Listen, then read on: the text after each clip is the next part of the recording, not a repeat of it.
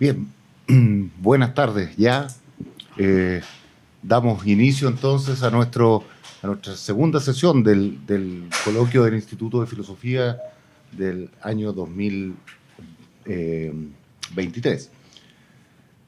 Saludamos a todas las personas que están conectadas en regiones.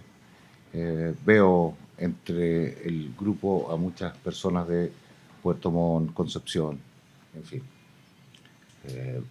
Y a los presentes, saludamos también a todos los académicos presentes y a Jorge Sandro, que es el representante de la Fundación Hans Seidel en Chile. Hoy día expondrá Eugenio Yáñez, que huelga presentación, pero digamos que es el director de la Escuela de Humanidades de la Universidad de San Sebastián, y expondrá si acaso necesita Chile un Estado social. Adelante, Eugenio, cuando quieras. Gracias, Emilio. En primer lugar, un saludo a los que están acá presencialmente, un poco apretados, pero bueno, y a los que están conectados. Un saludo en especial a Jorge, que es el representante de la, como decía Emilio, de la Hans Seidel en Chile, una fundación que ha hecho mucho, yo diría, por el Estado social, o por el Estado democrático. Así es que gracias por estar acá presencialmente.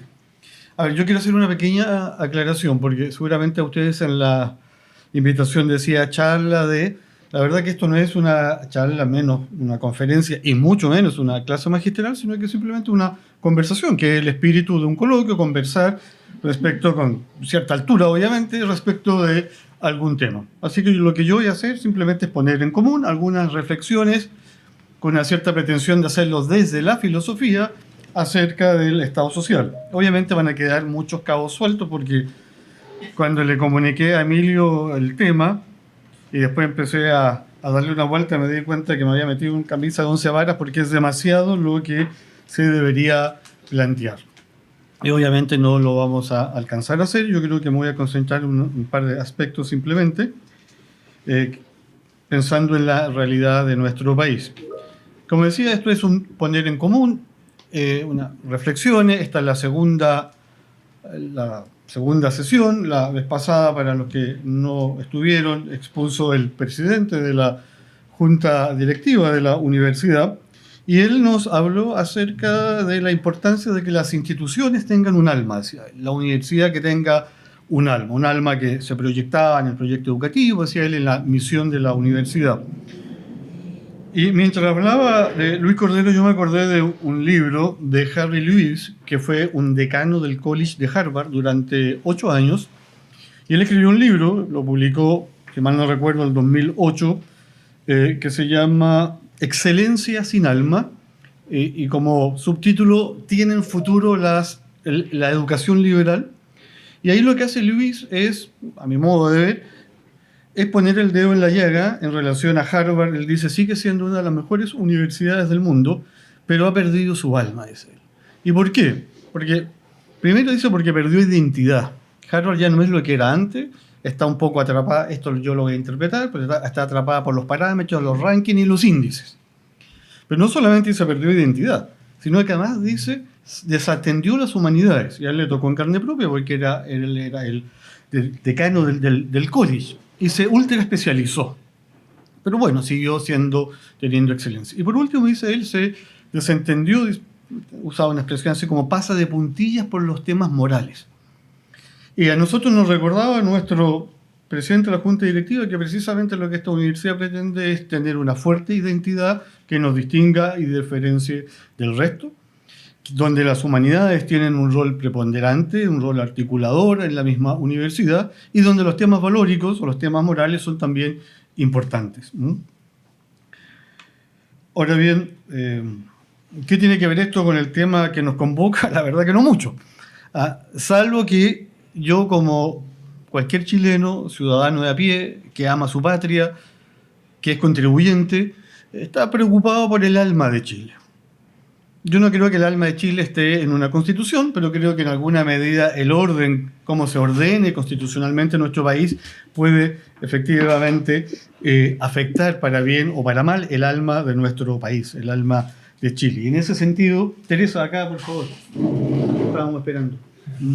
Y en ese sentido, yo creo que vale la pena, porque uno podría preguntarse por qué en un coloquio de filosofía vamos a reflexionar sobre un tema tan contingente como puede ser el proyecto constitucional que se está nuevamente discutiendo, o la organización del Estado.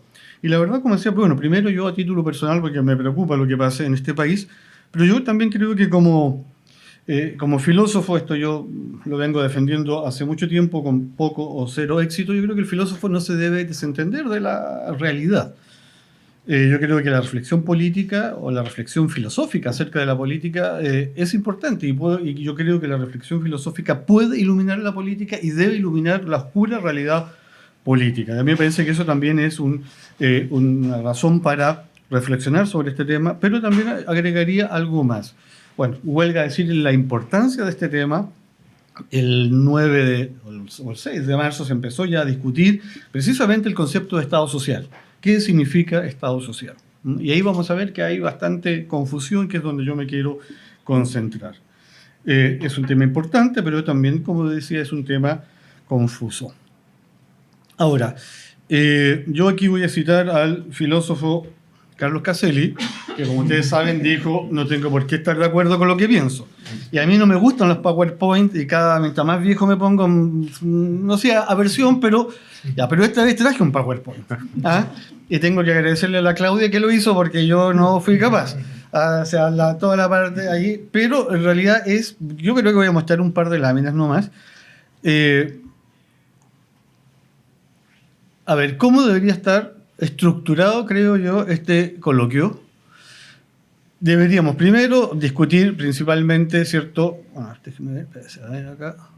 No, más atrás. Ya, sobre la naturaleza del Estado social, la perspectiva histórica, su origen remoto, el origen próximo del Estado social, ahí también hay ciertas discusiones, cómo se define, cuál es su fin, y obviamente hablar sobre Claro, ¿sí? Perdón, que no se está viendo el PowerPoint. ¿Ven por qué no me gustan los PowerPoint? Dice que se está viendo. Pregunten si. ¿Se está viendo? Sí, aquí no aparece. Ya. Es que tienes que abrir los ojos. Claro. Ya, bueno. Debería tener entonces, como digo, bueno, no veo nada en todo caso ahí en ese cuadradito. Ya.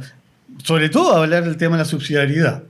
Y también, bueno, hablar de las funciones y las diferencias con la otra forma de organizar el Estado. La verdad que nada de esto voy a hacer.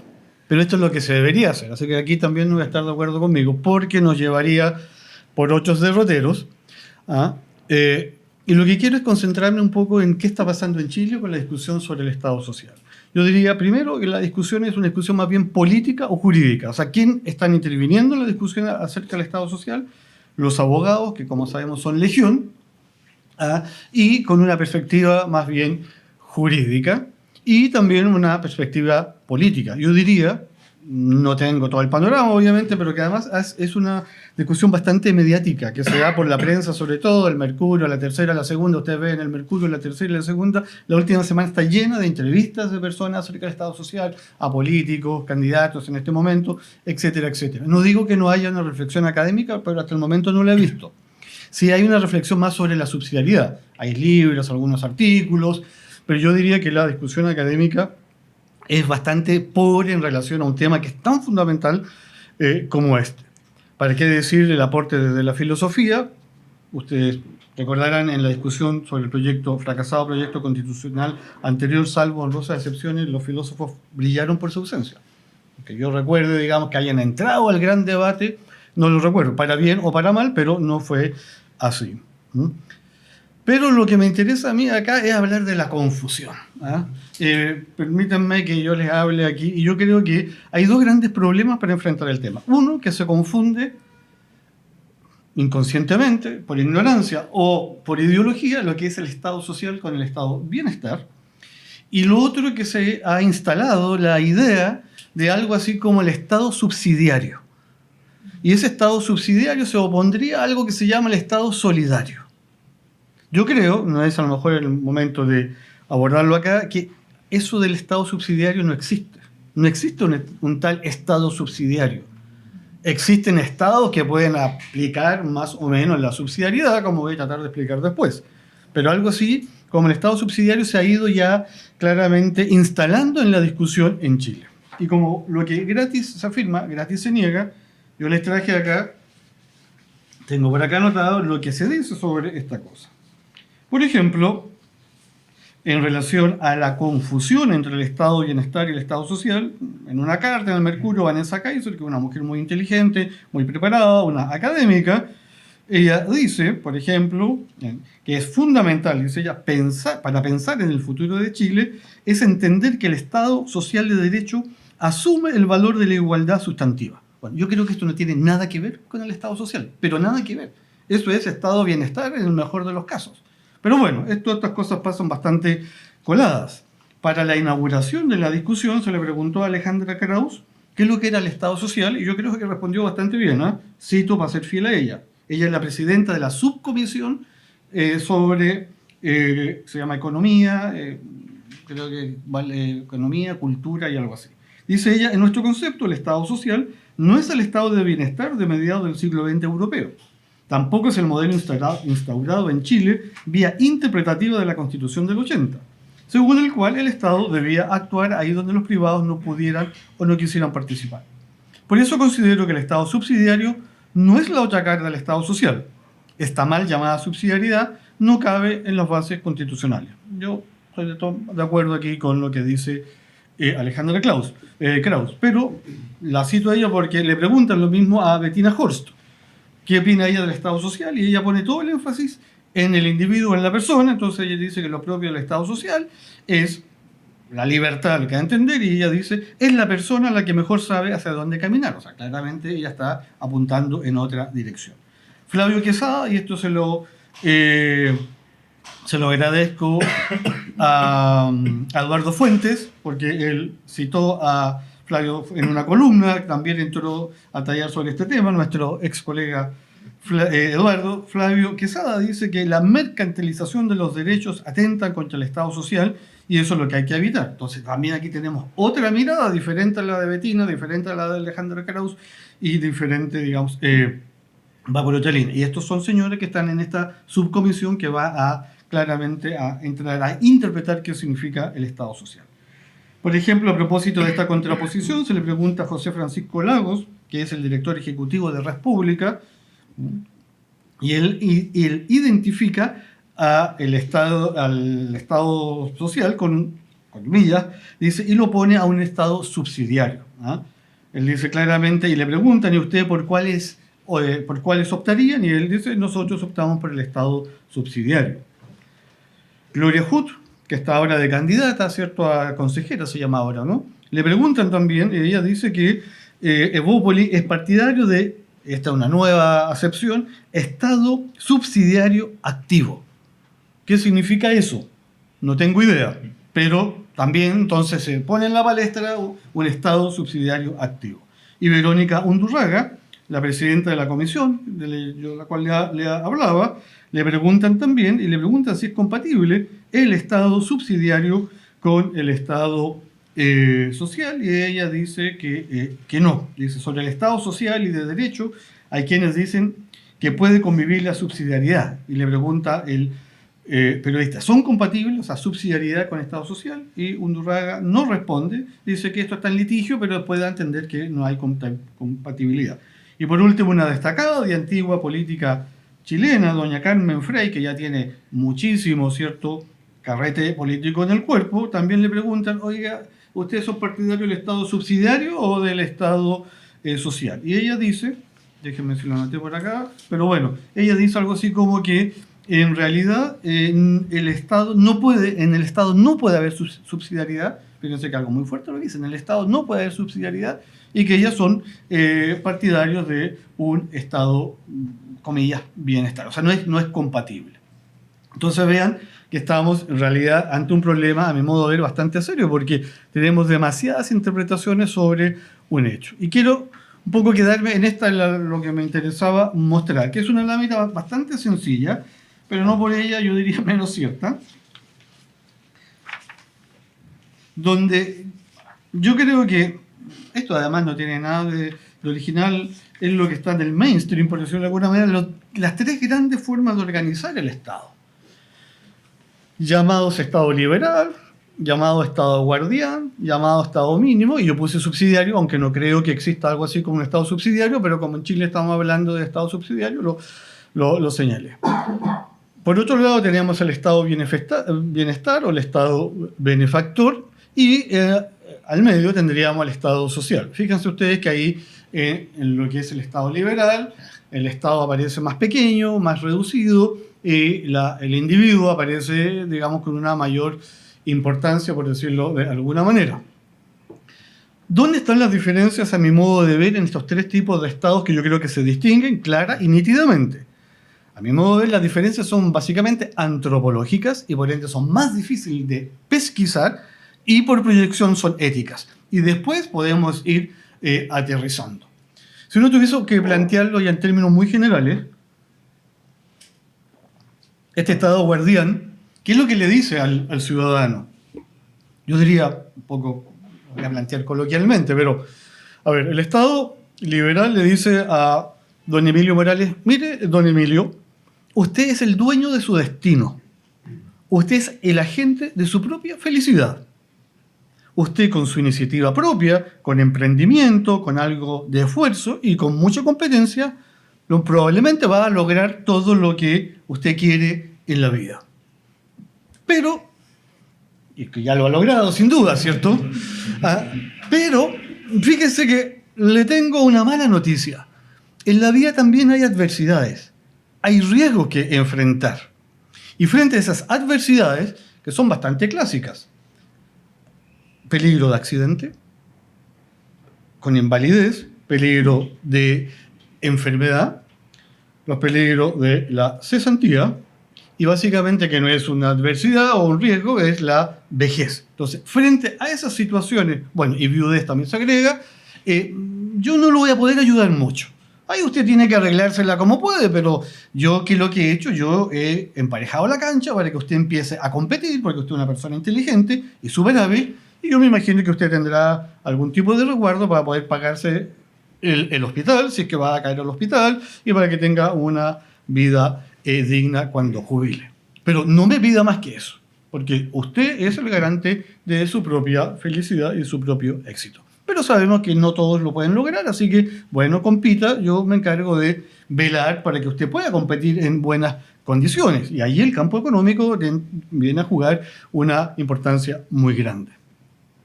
En las antípodas, ¿qué es lo que le dice el Estado a Emilio? Mire, don Emilio, no se preocupe. Déjeme a mí, que yo soy una persona casi omnisciente, que yo me encargue de su propia felicidad y de su propio éxito y de su propia calidad de vida. Porque yo le voy a proveer vivienda, yo le voy a proveer trabajo, yo le voy a proveer salud.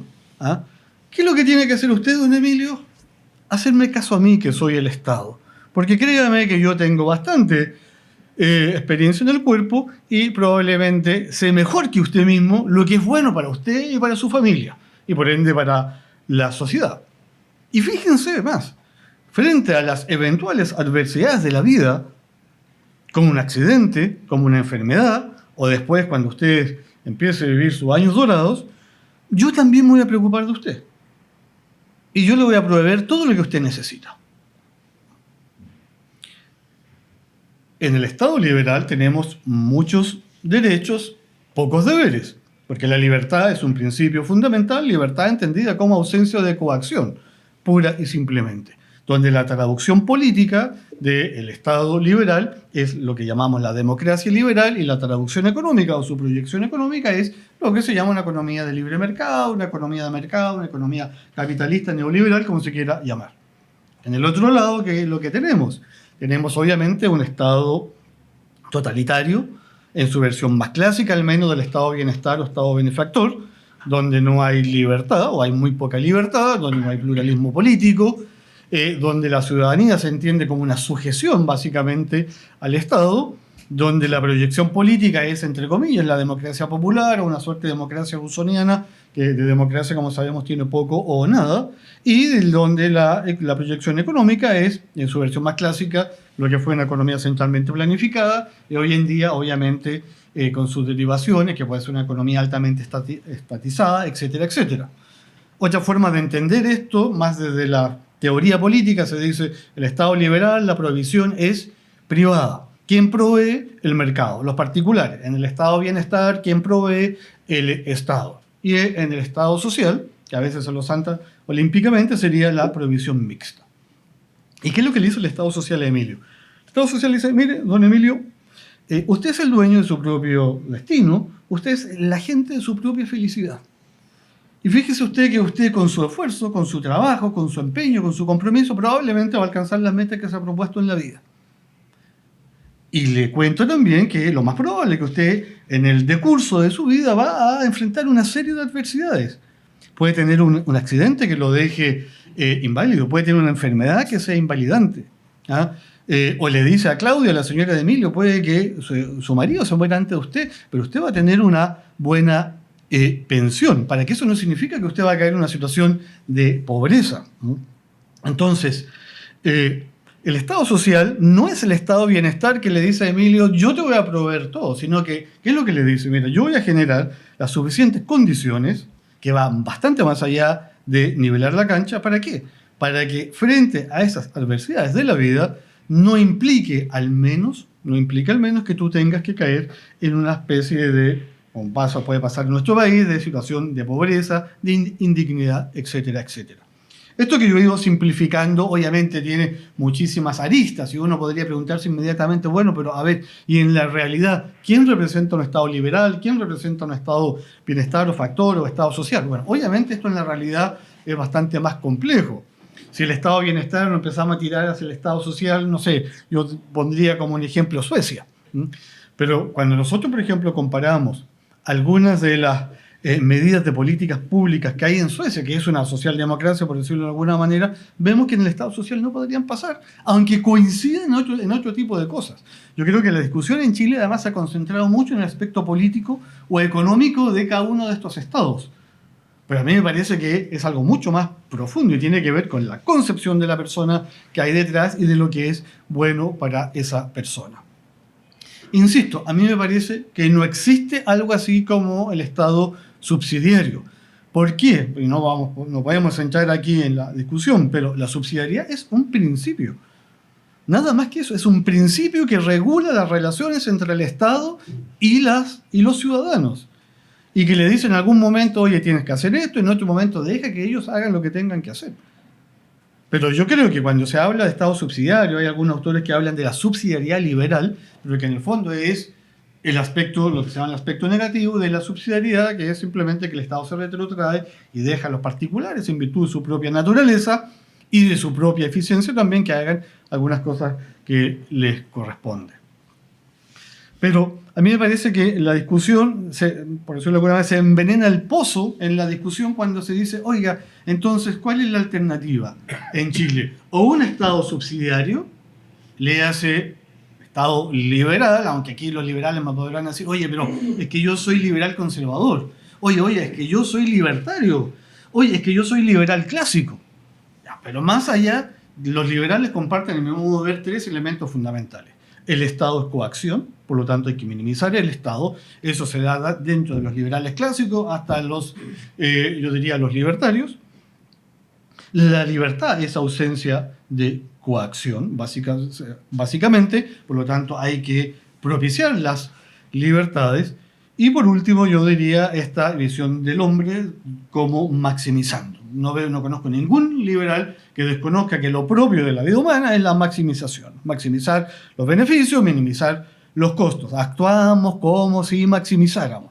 Y eso es la famosa teoría de la elección racional. Yo creo que eso podemos empezar a buscar los bemoles entre los libertarios, los liberales, los anarcocapitalistas, que es otro grupo que se encuentra aquí también dentro de esta fauna, lo digo con todo respeto, esta fauna liberal. Pero hay un elemento común que son los que yo he descrito allí. Lo mismo en el estado de bienestar o el estado benefactor. A fin de cuentas, lo que nos diferencia es, yo diría, la concepción del hombre y la concepción de lo que es bueno para el hombre. Permítame poner un ejemplo que es un ejemplo del ámbito económico en este caso, para ver las diferencias. En este caso, yo diría con los dos tipos de Estado. A ver, a mí me parece, retrocedo un poco, que en la discusión también sobre el Estado social, acá se ha puesto todo el énfasis en los derechos sociales. ¿Ah? El Estado social, lo propio del Estado social es la garantía de los derechos sociales. Yo creo que no. Ni en su origen genéticamente o históricamente hablando, ni en su esencia. ¿Qué es lo que yo creo que es lo propio del Estado social? Aquí lo digo a título de Eugenio Yáñez, esto no está en ningún libro. ¿Ah? Y Jorge me corregirá, que sabe mucho más que Estado social que yo. Yo creo que lo propio del Estado social no es garantizar derechos, sino que promover. El Estado social, por definición, una de sus primeras funciones es promover. ¿Y qué es lo que tienen que promover? Yo diría 4 cosas. Primero, promover la familia. Es decir, tiene que elaborar políticas públicas orientadas al fortalecimiento de la familia. Cuando yo pienso en el Estado social, pienso básicamente en, yo creo que eso nadie lo duda, poner como modelo a Alemania. Si uno lo ve en panorama, yo creo que esa fue una de las principales motivaciones del Estado social, la promoción de la familia.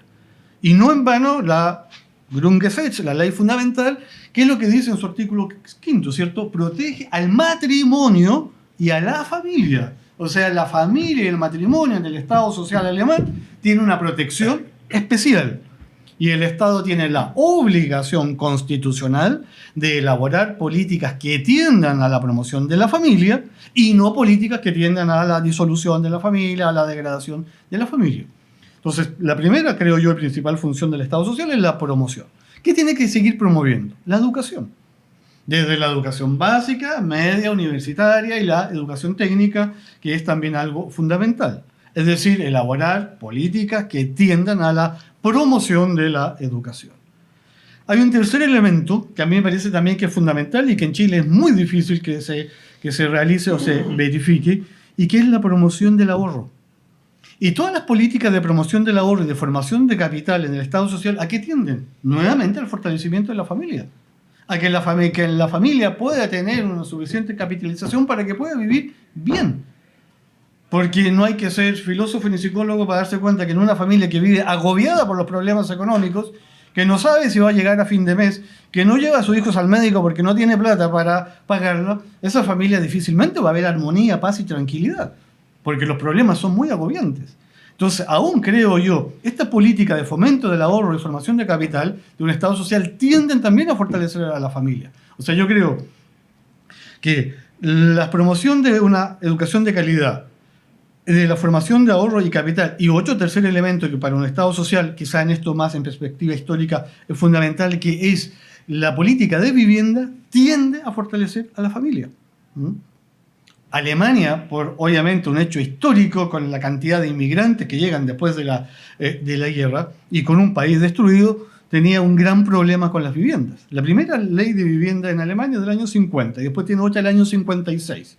Que es una ley de incentivo de la construcción de viviendas, pero totalmente regulada y reglamentada. Y acá, por ejemplo, quiero establecer en este caso una diferencia con la sociedad liberal, porque hay algunos liberales que dicen que la sociedad liberal también se auxilia a las personas, pero como una especie de agregado desde fuera. El Estado social es desde dentro. Hay una ley, que yo no sé cómo se llama, Jorge, pero creo que se llama la Belegungsgesetz, que es cuando supongamos, no sé, que la Municipalidad de Santiago empieza a ver que los arriendos en la zona centro de Santiago empiezan a tener mucha demanda, porque llega mucho inmigrante, o sea, venezolano, peruano, boliviano. Entonces, una pieza que costaba 100.000 pesos, precio de mercado en ese momento, empieza a subir. Empieza a cobrar 120, 150, 200, que es lo que pasa ahora.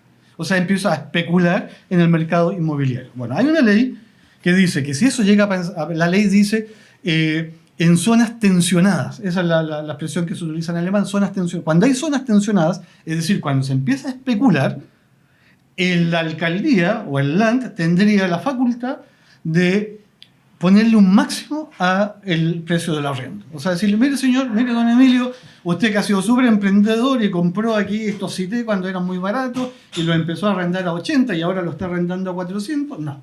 Usted está especulando, no puede cobrar 400. Eso en una economía liberal es un escándalo y no se puede permitir. Es más, el año 2020, la alcaldía de Berlín prohibió el aumento de los arriendos. no se podía cobrar más de una cierta cantidad, obviamente tenía que ver con la cantidad de metros cuadrados, etcétera, etcétera. Eso fue el año 2020. Y también, el 2015, hubo una ley que empezó a regular los arriendos también en toda Alemania. Bueno, en 2021 el Tribunal Constitucional declaró inconstitucional, pero no porque fuera injusto, sino porque eso era de competencia nacional y no de una competencia regional. Bueno, eso no pasaría jamás en una economía libre de mercado, no podría pasar. Como tampoco podría pasar en un Estado social las políticas familiares de Suecia, por ejemplo, en la época de Olof Palme, que él lo hizo se le puso, era un programa de no sé qué cosa, pero lo que él apuntó fue a sustituir la familia o los lazos familiares por el Estado. El Estado se hace cargo de la familia y lo que había detrás, creo yo, en esa política o esa visión de la familia es que la familia está compuesta por opresores, que son los padres, y oprimidos, que son los hijos, y esposa que está oprimida, y un padre o un esposo opresor. Luego, lo que hay que hacer es estructurar la familia de tal manera que el hijo no dependa del padre, que el padre cuando sea viejo no tenga que depender de los hijos y que el esposo de la esposa. Producto de esa ley fue, por ejemplo, todo el incentivo de la fecundación in vitro, cosa que la mujer no tuviera que necesitar el sentido propio de un hombre para poder tener un hijo, etcétera, etcétera, etcétera. O sea, la autonomía elevada a su máximo nivel, porque en el fondo lo que había ahí creo yo, y es que creo lo que está detrás de la ley de autonomía progresiva, es que la familia ya no es el lugar de la contención, del amor, de los vínculos afectivos, sino que es el lugar de la opresión. Hay una lucha de clases al interior de la familia, donde el padre burgués o los padres burgueses capitalistas oprimen a sus hijos proletarios. Por lo tanto, la ley le da ciertos derechos para poder oponerse a esta violencia institucionalizada de parte de los padres. Huelga decir que el experimento sueco fue un total desastre, por una cosa de experiencia de vida, simplemente, y lejos de alcanzar la felicidad que se pretendía, no fue así. Hay un documental, el que yo conozco, que se llama La teoría sueca del amor, del año 2016, de un ítalo sueco, Eric Gandini, donde él, digamos, de una manera muy amena, un documental de 90 minutos, grafica lo que pasó con esta, digamos, nueva política familiar. Bueno, eso que pasó en Suecia, que es un ejemplo de estado de bienestar o benefactor, no pasaría en un estado social. En un estado social no debería haber derecho de la naturaleza y derecho de los animales, por ejemplo. Eso no es propio de un estado social. O sea, estado social aquí significa, señor, yo reconozco como estado que la célula básica de la sociedad es la familia. Y las familias componen la sociedad. Y sobre mi actividad grava una suerte de hipoteca, por decirlo de alguna manera, donde todas mis políticas públicas las voy a organizar de modo tal de fortalecer la familia. ¿Cuántos minutos quedan, Emilio? Estamos 4. Ya. No sé, tampoco tengo mucho más que decir. A ver, bueno. Voy a ir a la pregunta, porque no le quiero dar vuelta. ¿Necesita o no necesita Chile de un Estado social?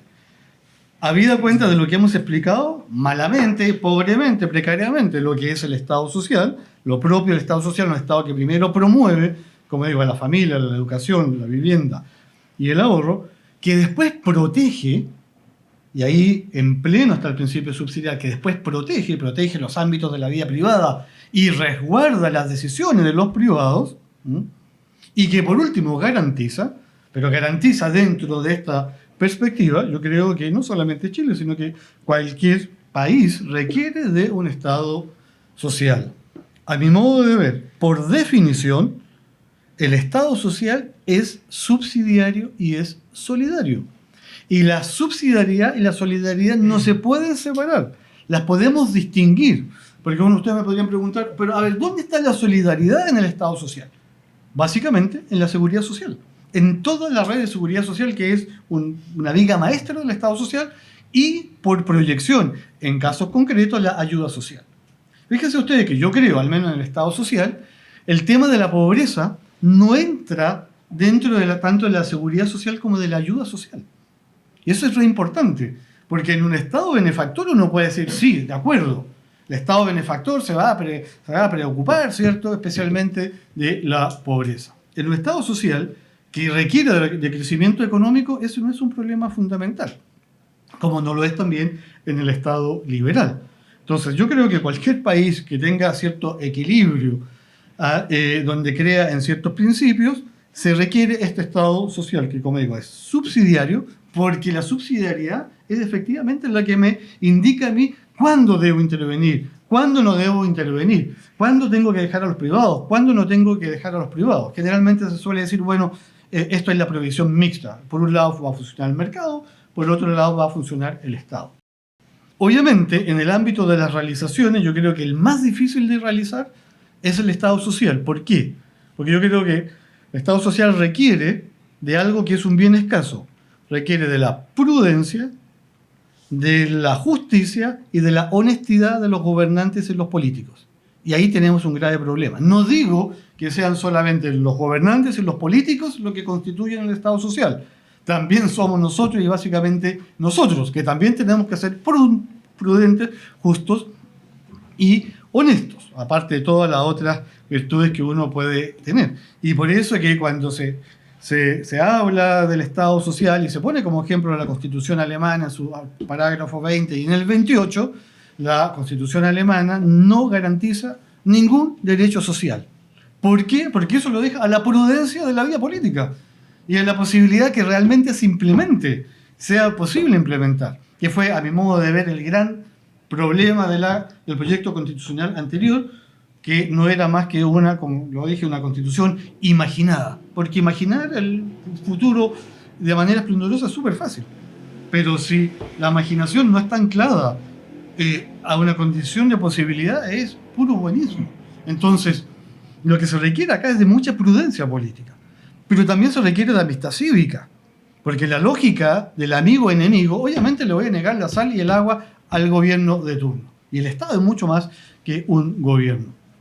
Yo creo que acá nosotros tenemos un desafío, primero de clarificar lo que es el Estado social, de distinguirlo claramente de un Estado bienestar, sobre todo de un Estado bienestar, o sea, precisar lo que estamos diciendo. El Estado social no es un concepto de la izquierda ni de la socialdemocracia, ni tampoco es un concepto, diría yo, de la liberal, es un concepto que viene y tiene una raigambre social cristiana. Si pensamos que la subsidiariedad es uno de los pilares fundamentales y la subsidiariedad es claramente un aporte católico a la discusión, ¿cierto?, del ordenamiento de la sociedad, ahora se habla que hay vertientes liberales de subsidiariedad, probablemente, no lo sé, pero es un aporte. Nosotros vemos que efectivamente acá el concepto de persona que hay en el Estado social es muy diferente al concepto que hay en un Estado liberal, libertario, igualitario, como lo quieran llamar, y de un Estado benefactor. Y de ahí derivan las diferencias hacia abajo. Entonces, el Estado social no es ninguna panacea. Yo creo que la discusión sobre el Estado social en la Constitución es fundamental. Y probablemente en un 90% Chile va a ser declarado un Estado social de derecho. Yo creo que eso ya está instalado, ¿no? Ahora, yo no creo que buenas constituciones hagan buenos ciudadanos. Aunque, si no me equivoco, Santo Tomás habla del carácter pedagógico de la ley, ¿cierto? Que la ley de alguna manera forma, ¿cierto? Pero nosotros somos súper legalistas y creemos ilusoriamente que una buena constitución nos va a hacer buenos ciudadanos. Yo creo que eso no va a ser así, pero también creo que una mala constitución sí da pábulo para la irrupción de malos ciudadanos.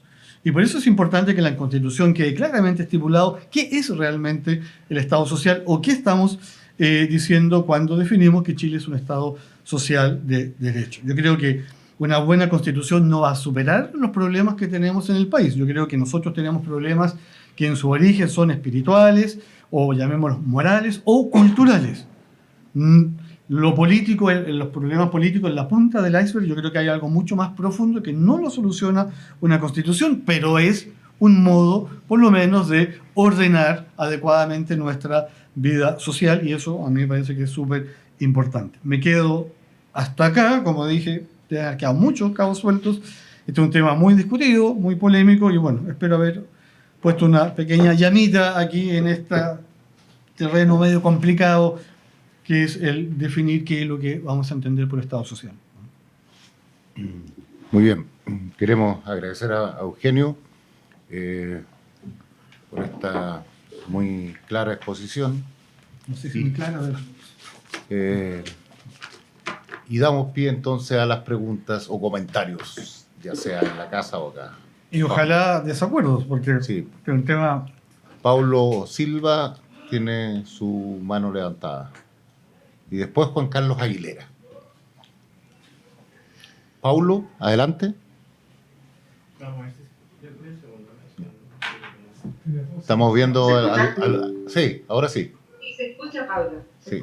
Ya, muchas gracias. Sí. Bueno, primero, gracias al instituto, gracias a Eugenio. Voy a tratar de, con mi pregunta muy humilde, estar a la altura del expositor.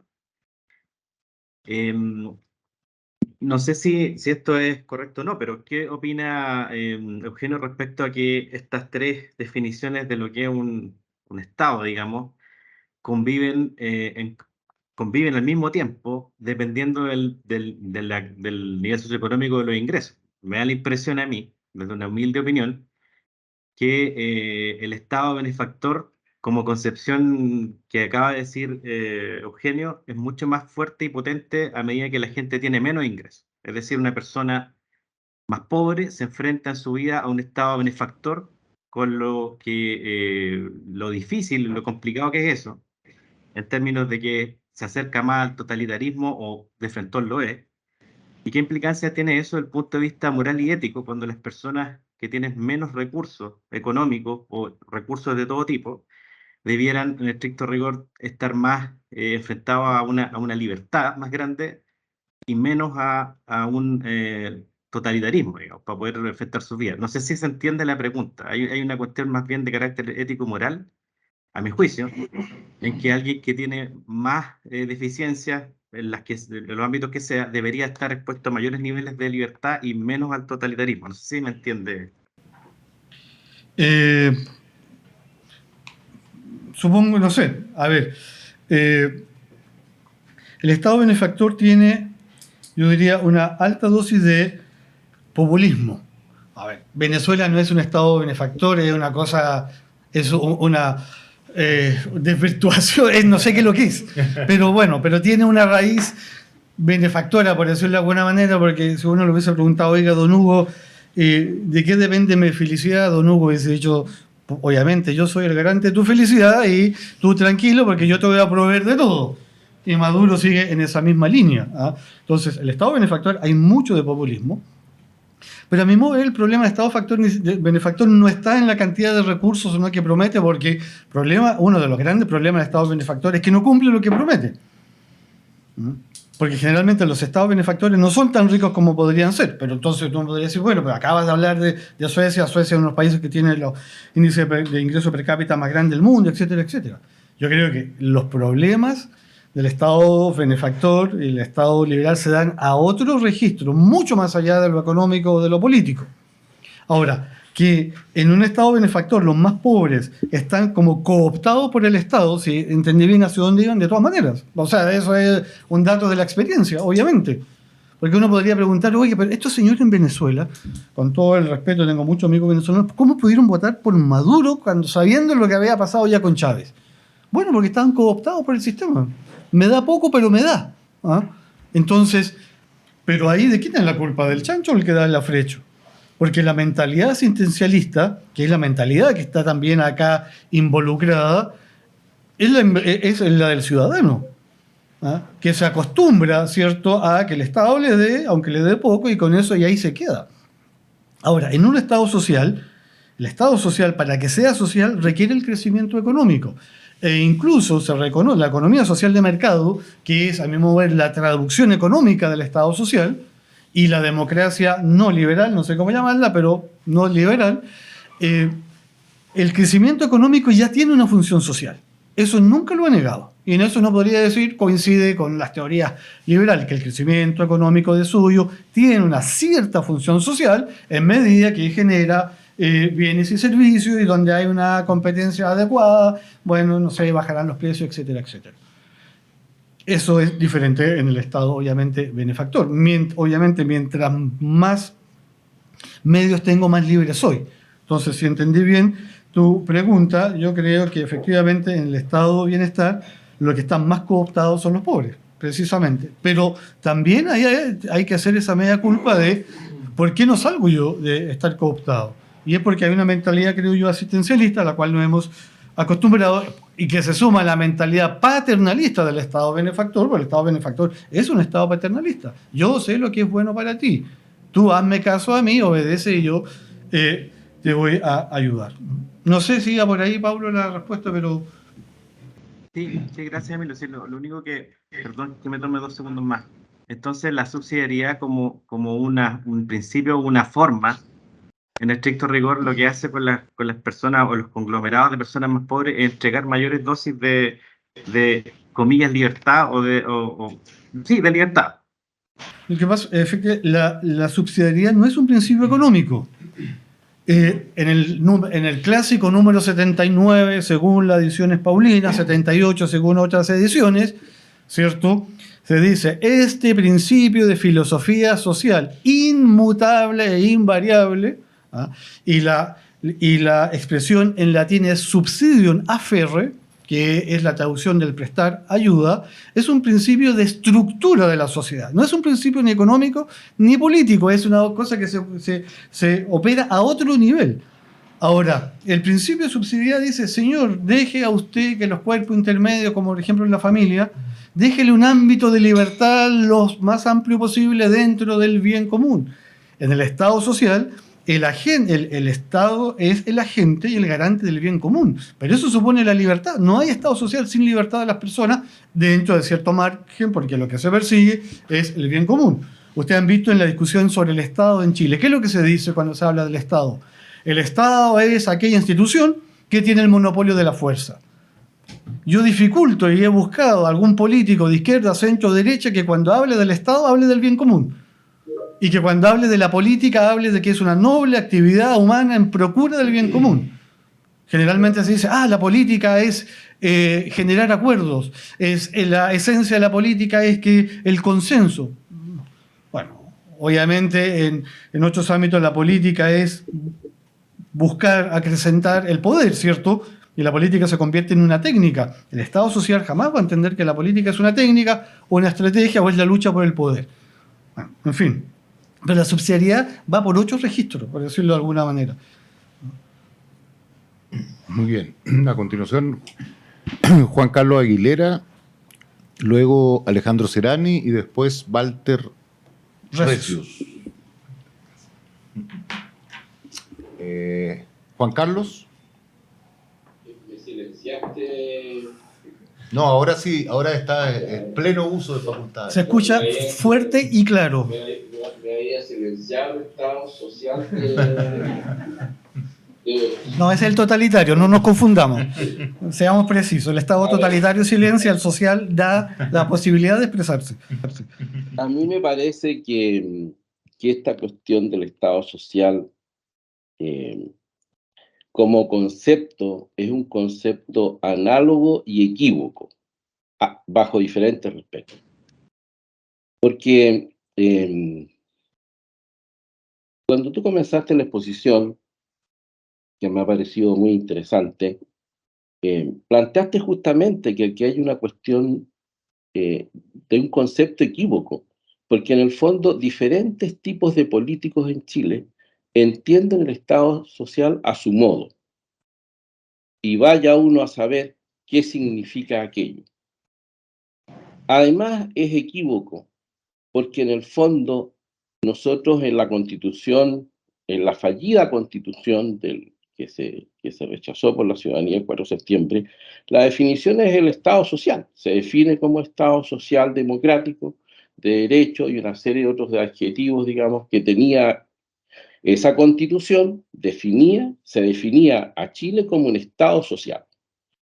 Si nosotros, como tú bien dices, ¿no? En Alemania vamos también un poco más a otro lugar, como España, o en Hispanoamérica como Colombia, los 3 países se definen como, desde el punto de vista de la arquitectura del poder, como un Estado social.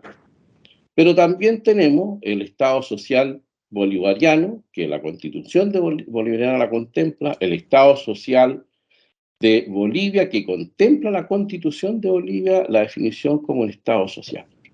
Entonces a mí me parece que estamos ante una cuestión que es lo que ya se ha sido denunciado desde hace por lo menos 2 décadas, una crisis de concepto. Una crisis de concepto que no es de fácil solución, porque indudablemente, aunque se declare Estado Social Chile, la Alejandra Krauss, Carmona, Chalper, Kass, Chaguán van a entender cosas distintas. Y Kass de Bópoli van a entender cosas distintas del Estado Social. Ese es un primer punto que me parece que es necesario ponerlo en la palestra. En segundo lugar, a mí me parece, Eugenio, que nosotros tenemos nosotros como gente dedicada a la filosofía, creo que hay una cuestión que no hemos puesto en evidencia aquí, y que es lo siguiente. De alguna manera, el Estado ha suplantado la sociedad, y el Estado solo es una institución de la sociedad política. Y como tal institución de la sociedad política, que está sujeta al tiempo, porque el Estado puede desaparecer, ha habido otras formas de organización política, creo que nosotros le estamos dando al Estado una relevancia que de verdad no tiene. ¿No? Porque en realidad lo que importa es la sociedad política. La forma de estructurarse esa sociedad política puede ser Estado, imperio, lo que sea, república parlamentaria, etc. Y luego también, desde esa perspectiva, cuando uno analiza, porque en el fondo, como dice un amigo, los profesores, nosotros somos los tullidos de la historia, que lo que hacemos es rememorar, traer a la memoria lo que es nuestra identidad, uno advierte que efectivamente todas las funciones que se le plantean al Estado social, educación, salud, seguridad social, no son patrimonio desde el punto de vista histórico de la sociedad occidental del Estado.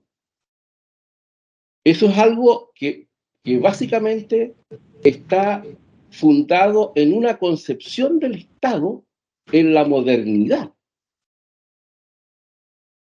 Y eso me parece a mí que cuando uno empieza a entrar en la discusión esta y no hace esta prevención, porque, no sé, pues en la Edad Media no existía el Ministerio de Sanidad, no existía el Ministerio de Educación, no existían, porque eso eran bienes, porque son bienes sociales, que no eran provistos por ningún Estado.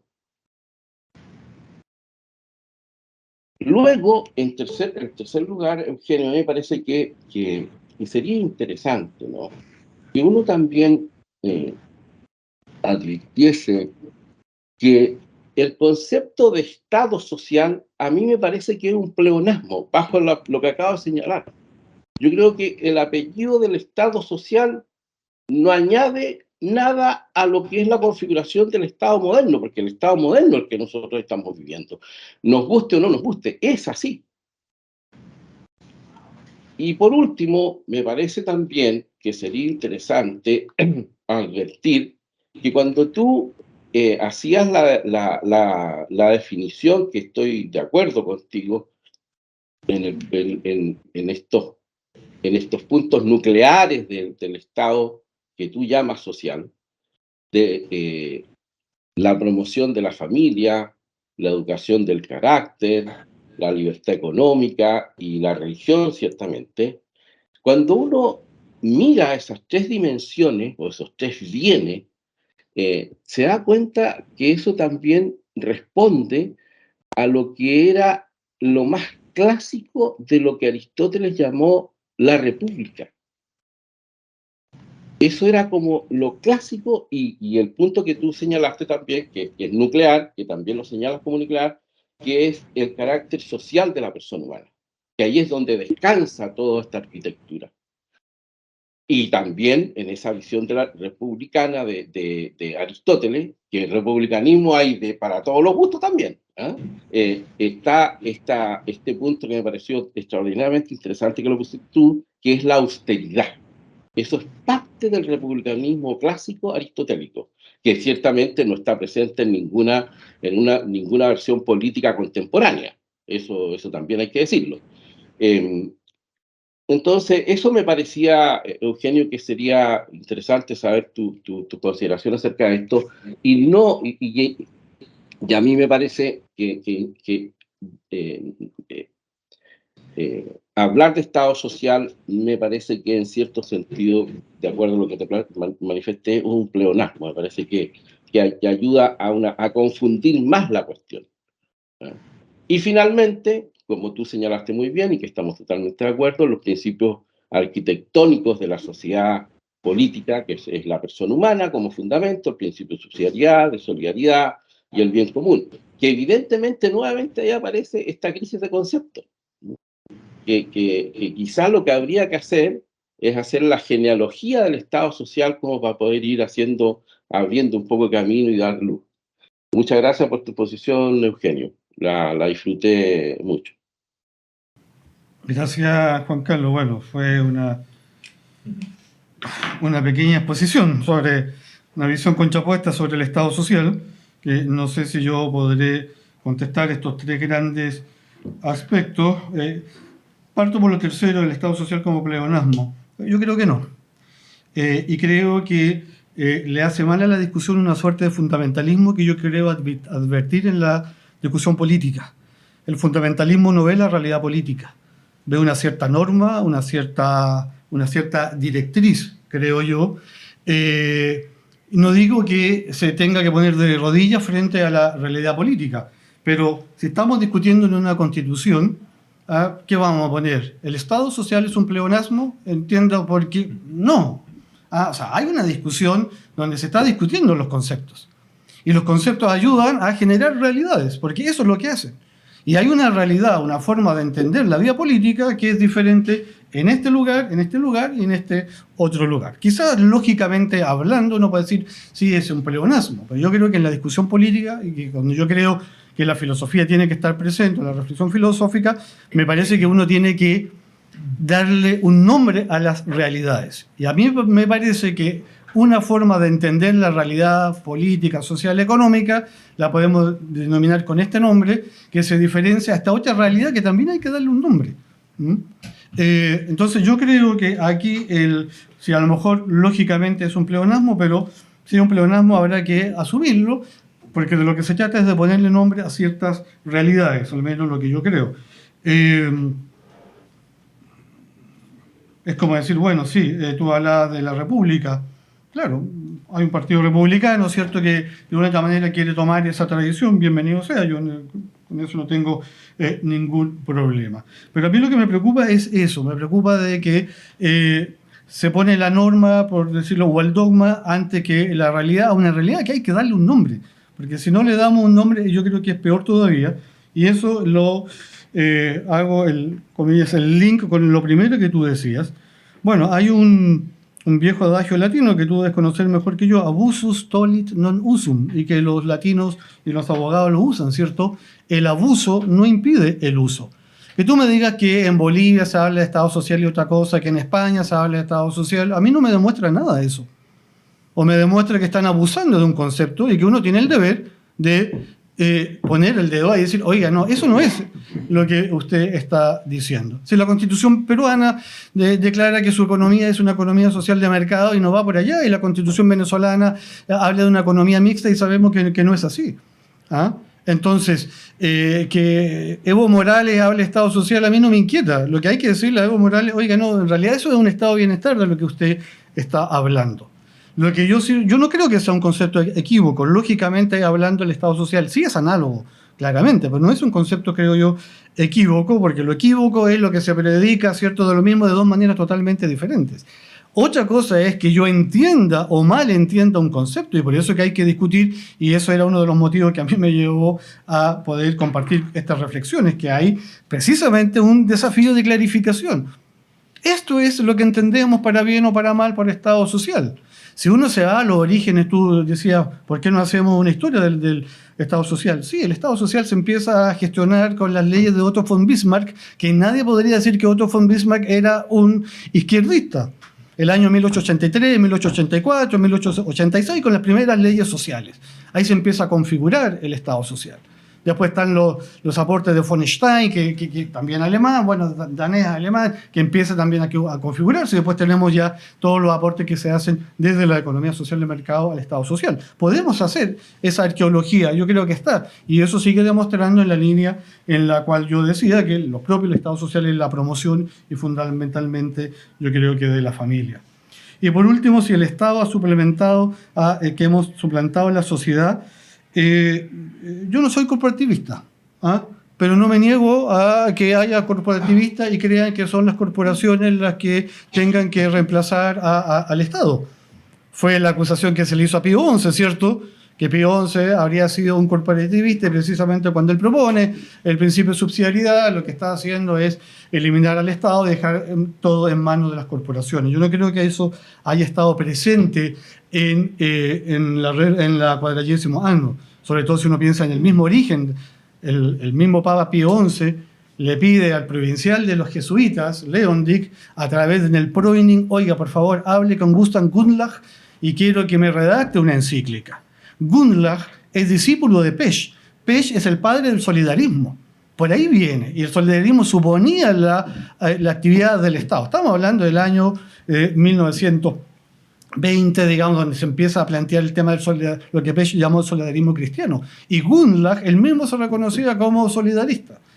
Entonces, y Gundlach fue el que inventó el concepto de subsidiariedad. Entonces, si uno ve también por ese lado, uno podría decir, no hay corporativismo allí. No es que el Estado quiera suplantar a la sociedad civil. Ojo, una sociedad civil que en Latinoamérica no funciona. Entonces uno dice, ya, dejemos al Estado de lado, démosles poder a la sociedad civil. ¿Cuál sociedad civil? ¿Cuál sociedad civil?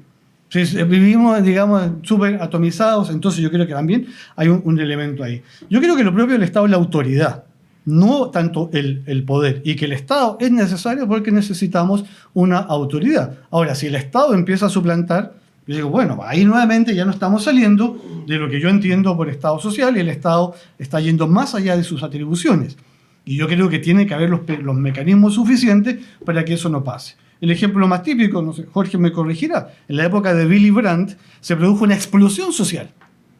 Y realmente de Estado social y se pasó a Estado bienestar. Pero estaban los mecanismos para que eso no pasara y le costó a Willy Brandt tener que salir y dejar el poder. En realidad salió por un problema con un secretario que lo expidió el año 74, pero todos sabían que había un problema grave y que no podía gobernar con todo lo que había prometido.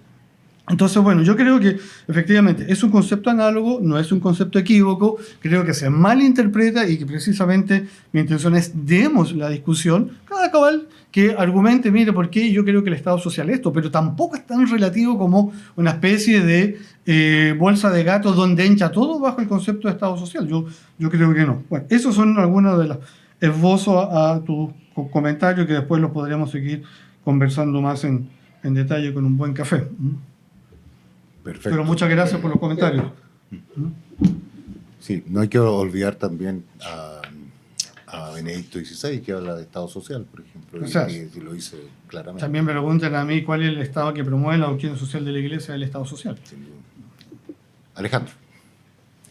Gracias, Eugenio, por tu exposición y por toda la discusión que se genera en este coloquio, que permite recordar, ¿no es cierto?, esos consejos de Aristóteles que dice que los significados de las palabras son libres y no tenemos que discutir sobre palabras, sino sobre realidades.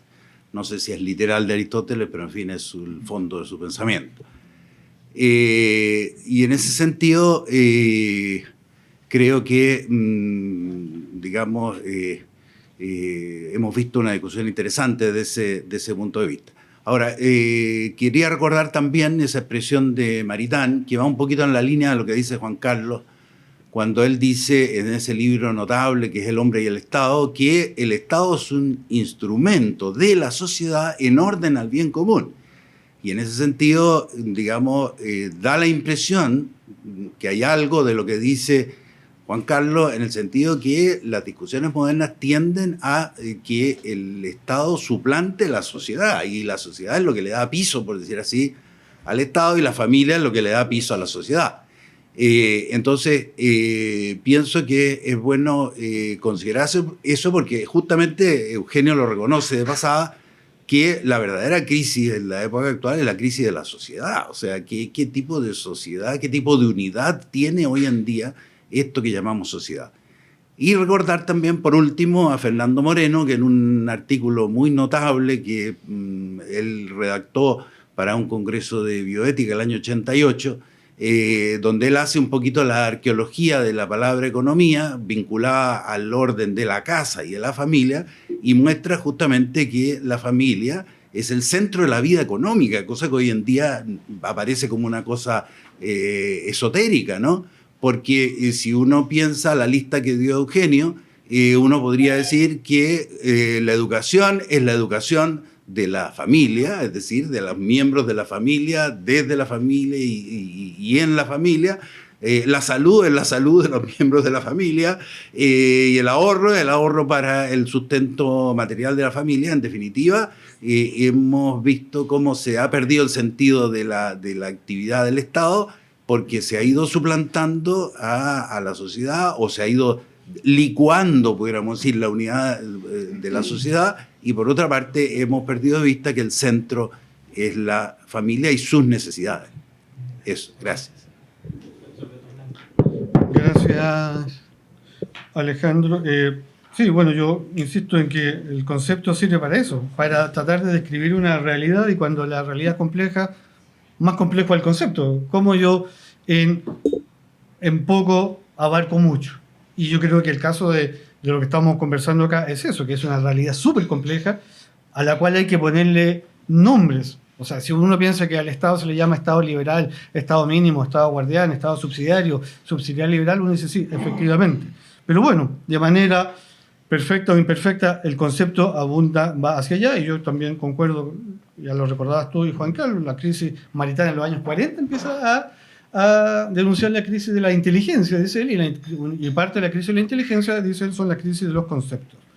Ahora, yo creo, esto a nivel más del instinto y de la experiencia, que como siempre es limitada, que la discusión moderna actual no es que el Estado suplante a la sociedad civil, es todo lo contrario. Es que el Estado se retire. Esa es la tremenda discusión. Estamos en un mundo liberal, estamos en un mundo utilitario. Y si hay algo en que coincide, o coincidió Marx claramente con un von Hayek, un von Mises, un Friedman, es precisamente en el rol del Estado y lo que es el Estado. Y tanto Marx como Friedman, von Mises, qué sé yo, lo que quieren es que desaparezca el Estado.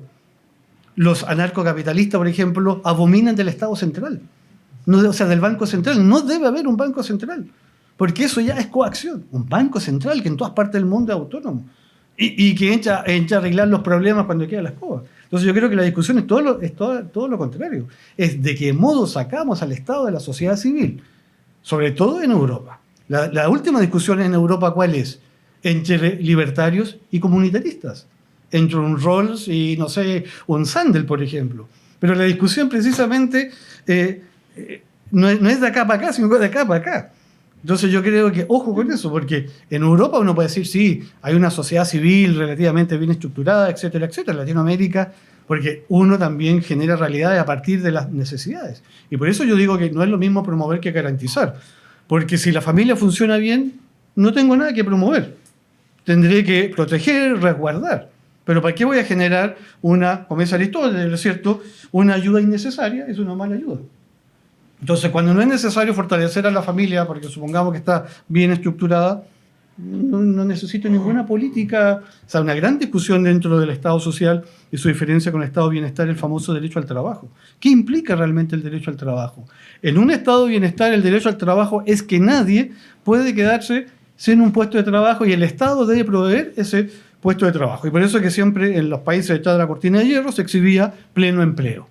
En un Estado social, que también existe la noción de derecho al trabajo, el derecho al trabajo no es algo automático, sino que lo que dice es que el Estado debe preocuparse por generar las condiciones para que esa persona, si busca honestamente trabajo, lo encuentre.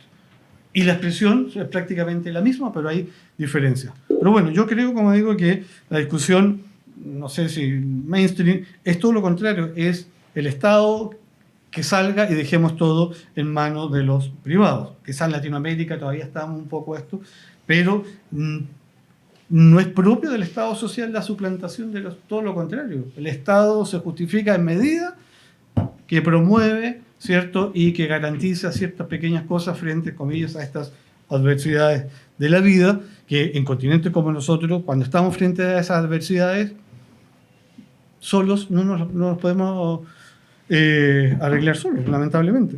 Sí, pero la única salvedad, que en el contexto liberal el concepto de sociedad es prácticamente una suerte de ficción.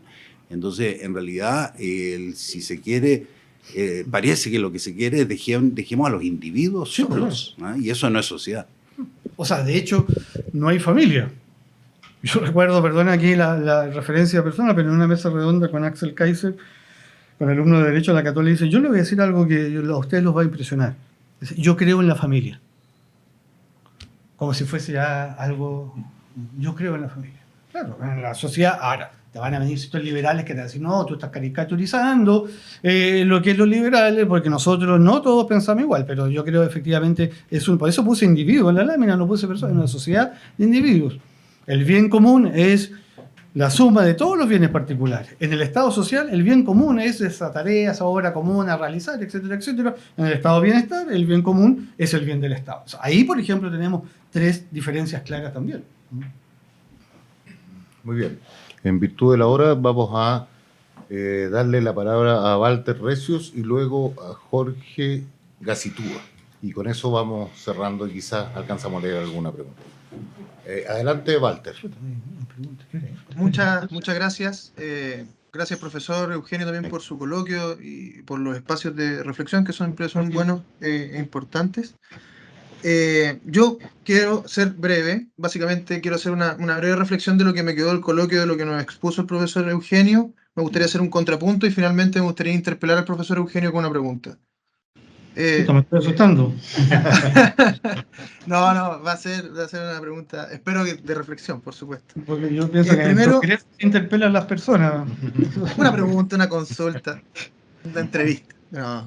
Bueno, básicamente quería, primero, como una reflexión situacional, la ley 21.533, finalmente, que es la ley de reforma que habilita este proceso en el que estamos ahora, fija bordes que están hoy día en el 154 de la actual Constitución, 12 bordes particulares, en donde se resuelven gran parte de los escollos que tuvo el proceso anterior respecto a lo que es el sistema de gobierno, al rol del Estado y en definitiva también a lo que son las autonomías constitucionales, Banco Central, Justicia Electoral.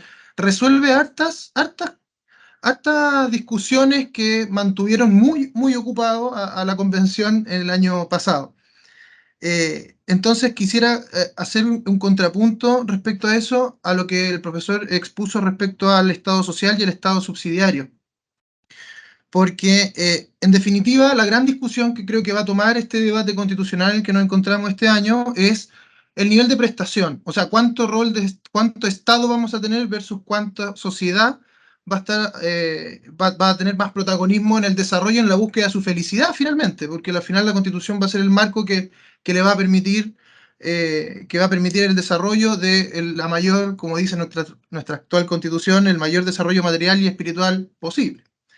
Entonces, la gran diferencia entre un Estado social y subsidiario es en el tema de las prestaciones sociales que se entregan. ¿Cuánto cuestan? Todos sabemos que hay un problema económico. Y el Estado social busca finalmente, o la gran diferencia que yo puedo advertir de todo lo que hemos conversado, es que el Estado social busca una progresividad, o sea, busca la universalidad de la prestación. Busca transformarse en un estado de bienestar en el largo plazo, pero a través de un sentido de realidad de decir, bueno, progresivamente, a medida que él vaya aumentando el crecimiento económico, que las arcas fiscales tengan más plata, vamos a ir asegurando más derechos hasta lograr el estado de bienestar. Yo creo que ahí el Estado social cae en un error, porque hay una apuesta finalmente a lo excesivamente público. Al final es una progresión en que el Estado va a ir ampliando su cobertura hasta lograrlo a todo, hasta lograr la universalidad de la prestación.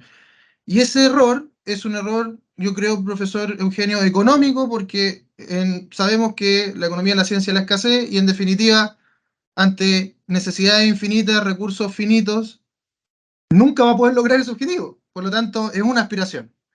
En cambio, el Estado subsidiario tiene, creo yo, muchas más herramientas, porque en realidad también mucho se ha dicho de que el Estado social lo entendemos de distintas formas. Bueno, también el Estado subsidiario se ha entendido de distintas formas. Y cuando hablamos de Estado subsidiario, hablamos solamente de la subsidiariedad negativa, o sea, este deber de abstención del Estado. Pero también hay una subsidiariedad positiva. Lo vimos, por ejemplo, en la pandemia. El Estado de Chile, y esto como dato, en Latinoamérica fue el Estado que más transferencias directas le hizo a las personas. O sea, tuvimos un IFE de casi un año, en donde todas las personas, un IFE universal, donde todas las personas recibieron de transferencias directas desde el Estado, que ninguno, o sea, la ayuda económica y los paquetes económicos que se entregaron en Chile no tienen nada que ver con, con la ayuda que se entregó en otros países. Y esto se hizo en esta constitución, donde seguramente, como ustedes señalan, se consagra este Estado subsidiario. Entonces, el Estado subsidiario no impide que el Estado en momentos de emergencia entregue, participe y motive la economía. Yo creo que el Estado subsidiario es mejor que el social porque se encarga también de hacer prestaciones sociales, pero la hace de manera focalizada. ¿Focalizada a quiénes? A quienes más lo necesitan. Y responde de esta forma al problema económico. Entonces, en definitiva, el Estado subsidiario, a diferencia del social, hace una apuesta hacia la libertad.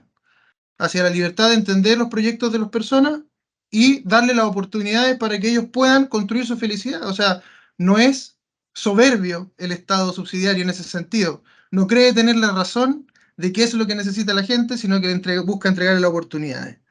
Entonces, dentro de eso, profesor, la pregunta que yo tengo para usted es que ya nos encontramos en este borde. O sea, Chile, en la propuesta constitucional que se va a entregar y vamos a votar a fin de año, va a salir, Chile es un Estado social y democrático de derecho.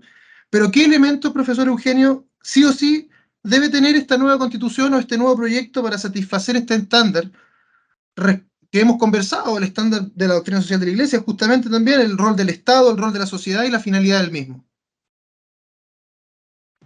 Esa es mi pregunta. Voy a tener que escribir un libro después de lo que me preguntaste. Perdón. No, mira. No, gracias. O sea, esto es un coloquio y la idea es que esto uno después lo tiene que hacer pensar. Bueno, yo, Walter, sinceramente creo que el Estado subsidiario no existe. Ese es un invento, es el manual. Un poco tu argumento es el argumento del manual, ¿cierto? El Estado subsidiario es mejor que el Estado social, pero cuando tú me dices que el Estado social tiende hacia la progresión, eso no es el Estado social. El Estado social jamás va a propender hacia el Estado de bienestar. ¿Cómo va a propender hacia algo que critica y hacia algo de lo cual no cree? O sea, el problema no es que el Estado subsidiario, como plantea, no sé, por ejemplo, Felipe Schwember, dice la diferencia entre el Estado subsidiario es que acá hay más libertad, ¿cierto? Y la provisión es la provisión individual al mercado, y el Estado benefactor o el Estado bienestar, la provisión es una provisión estatal. Para mí eso es reducir el sentido de lo que es el Estado social, ubicarlo en otra perspectiva. Pero como te digo, cuando tú me hablas del Estado subsidiario, dices el Estado donde la subsidiariedad es negativa. Pero si yo acabo de decir, el Estado social es subsidiario, no puede no ser subsidiario, pero elevar un principio a otra categoría me parece que es complejo. Si tú me dices el Estado liberal, perfecto, discutábamos si el Estado liberal es superior o no al Estado social. ¿En qué cosas es superior? ¿Cierto? ¿En lo económico solamente? ¿En lo político? A ver, yo respeto a las personas, obviamente, que creen en una democracia liberal y que me dicen, mira, propio de la democracia liberal y propio del Estado subsidiario, voy a utilizar tu terminología, propio del Estado subsidiario es que la persona tenga derecho a disponer de su propio cuerpo. Las leyes de aborto vienen de allí, ¿cierto? No vienen del Estado social. Vienen del Estado subsidiario que tú estás defendiendo. De allí vienen. Y todos los otros que nosotros, al menos en cierta perspectiva, entendemos una cierta crisis de la sociedad, tienen su origen allí, en las democracias liberales. También en los estados benefactores. Ahora, hoy en día, obviamente, el Estado social también se ha ido contaminando, por decirlo de alguna manera. Entonces, ¿de qué libertad estamos hablando? Cuando tú, Walter, me dices, sí, es un Estado más libre para abortar, más libre para eliminar al anciano que ya no presta ningún servicio, que ya no me es útil, más libre para hacer lo que yo quiera si es que la ley me lo permite. O sea, esa libertad no es la libertad del Estado social en el cual yo creo. Esa es la libertad del Estado subsidiario en el cual tú crees, y yo eso lo respeto, pero entonces vamos poniéndole un poco, digamos, yo diría, cierto estándar para ver de qué estamos realmente hablando. No sé, yo tendría que darle vuelta de nuevo, pero a tu primera pregunta, no es propio del Estado social esa progresión hacia los derechos universales. No es así. Ni en su historia, ni en el panorama, no es así. ¿Ah? Y tampoco es que quiera acercarse a los beneficios que otorga un estado de bienestar. ¿Por qué? Porque en su concepción de persona y del bien no va hacia allá.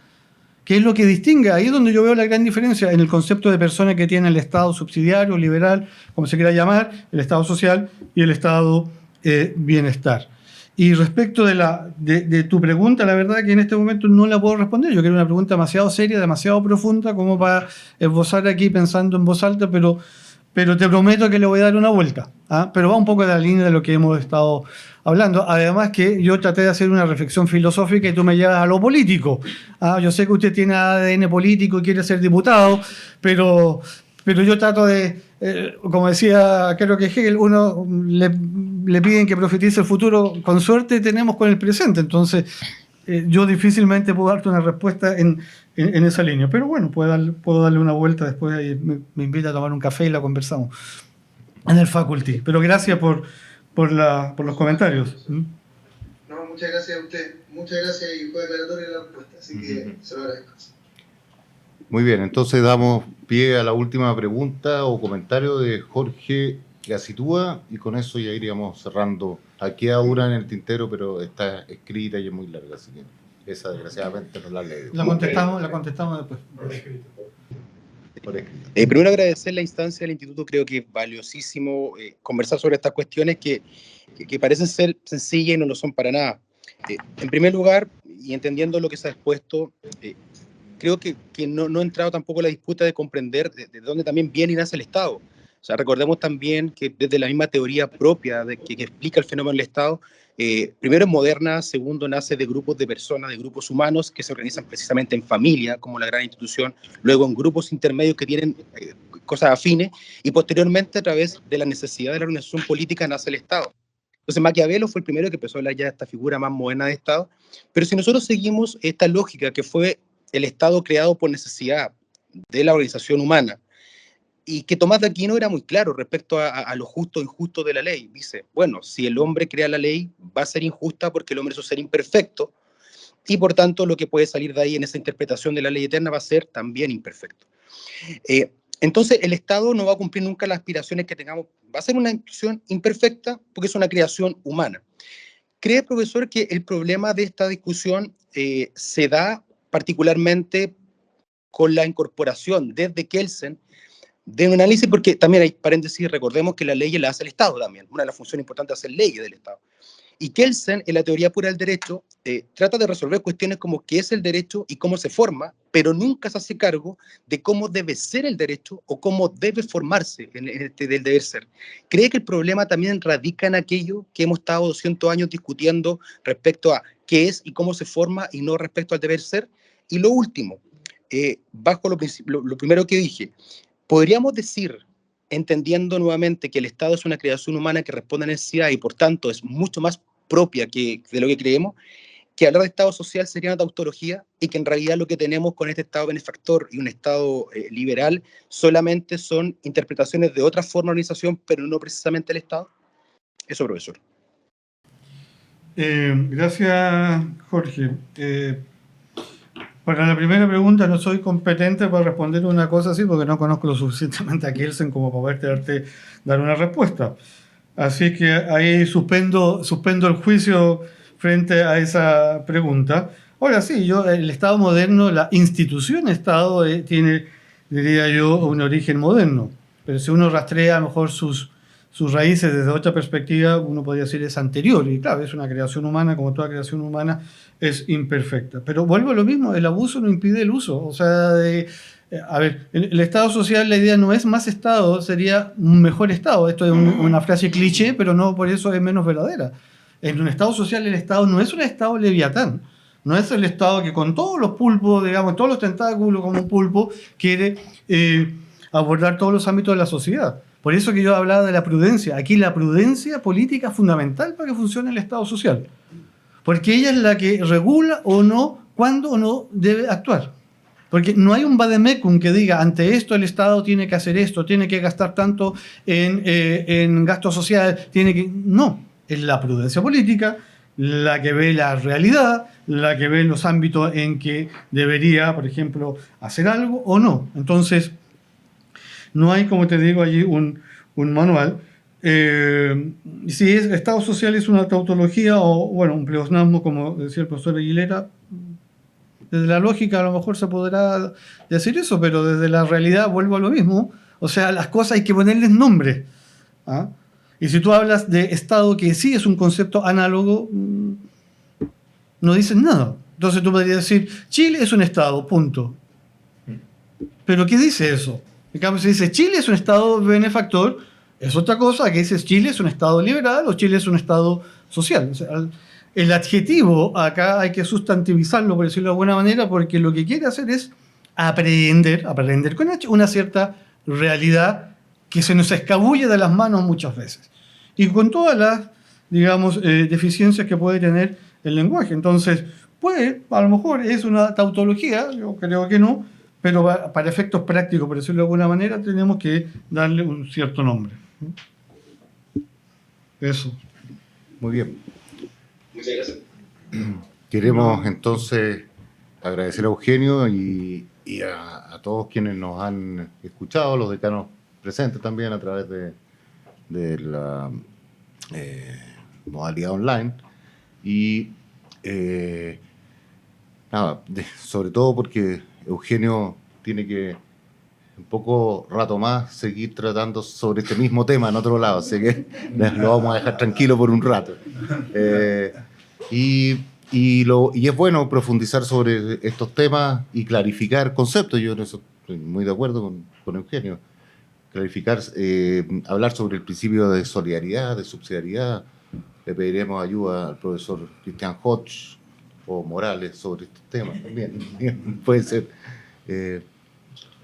Yo creo, perdón, que en la Facultad de Derecho, ya que Jorge y Walter son de la Facultad de Derecho, debería organizar algo que tiende precisamente a hincarle el diente a lo que yo he querido hacer de manera muy embrionaria. Definamos bien qué estamos entendiendo por Estado social, porque para bien o para mal eso va a ir en la Constitución. Y eso, para bien o para mal, nuevamente nos va a conducir en una dirección u en otra dirección. Aunque, como he señalado, a mí me parece que la crisis que tenemos nosotros es bastante más profunda que una crisis política y jurídica. Pero, obviamente, puede ayudar a la superación de la crisis una buena constitución, de eso no cabe la menor duda. Pero yo creo que ahí Derecho tiene que hacer algo. Pero desde la perspectiva académica, no de la perspectiva política, que no la quiero, digamos, despreciar, pero subir un par de peldañitos si fuese posible. Porque lo que estamos acá, estamos tratando de desentrañar la esencia de la cosa. Y este es un concepto de la filosofía. ¿Qué es la pregunta? ¿Qué es? Claro, es una pregunta de la filosofía, ¿no? Apunta a la naturaleza del ser. Muy bien, pues le agradecemos de nuevo a Eugenio y